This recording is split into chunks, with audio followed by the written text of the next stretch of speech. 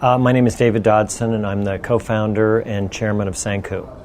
Why small-scale fortification? Well, micronutrient malnutrition is a huge preventable problem. It is the leading cause of death during childbirth. It's the leading cause of preventable blindness. It has a huge impact on people's immune system. For example, if you're HIV compromised, or you have measles or tuberculosis or diarrhea, your ability to fight those diseases is somewhere between 1/3 and 50% higher if you're not micronutrient malnourished. But there's got to be a way to try to reach the people who don't have access to centrally processed food. You know, the most common way, or sort of the basic way that you handle micronutrient malnutrition is you fortify the food that people are already eating, which is a great solution, except in the cases where people are eating food out in the rural areas or the slums, where they're not eating food that was processed in large mills. And how many people do you hope to reach? Well, the addressable population is about 1 billion people. There's roughly 880 million people that are rural poor, that are micronutrient malnourished. Then you layer in there the people that live in the slums, and you layer in people who don't have access to centrally processed food in the urban populations, and people in refugee centers. You get very close to 1 billion people. We think that over a period of time you could reach maybe 1/5 of those, which is 200 million people, so it's an enormous number. Okay, so you've told us a bit about it. Can you describe the technology for us? Yeah, it took us a while to develop it. We needed something that was lightweight, so it weighs actually less than a bag of flour. It takes just about a minute to install. The miller doesn't have to do anything different. The miller still loads up the hopper as if this device didn't exist.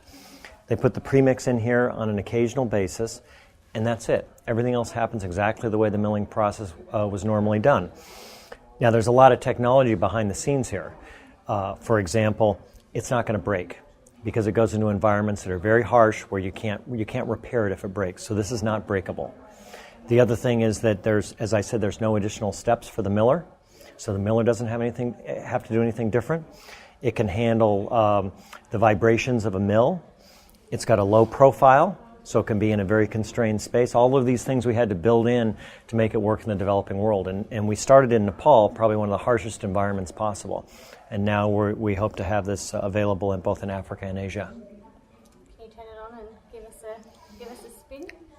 It's always on. That's the beauty of it. What happens is you fill up the mill with flour, and that creates weight here.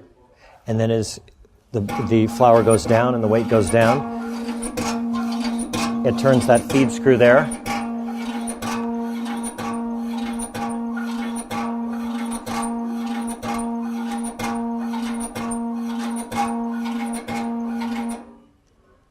And it fortifies the flour. The flour then, with the premix, goes into the mill, it grinds, and you have perfectly fortified flour.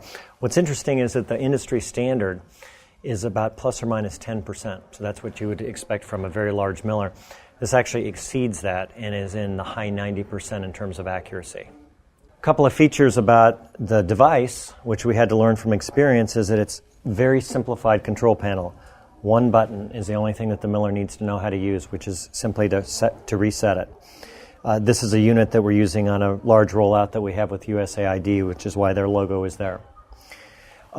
Here, this orange frame is sort of interesting because we discovered in Nepal that sometimes animals would crawl up on this.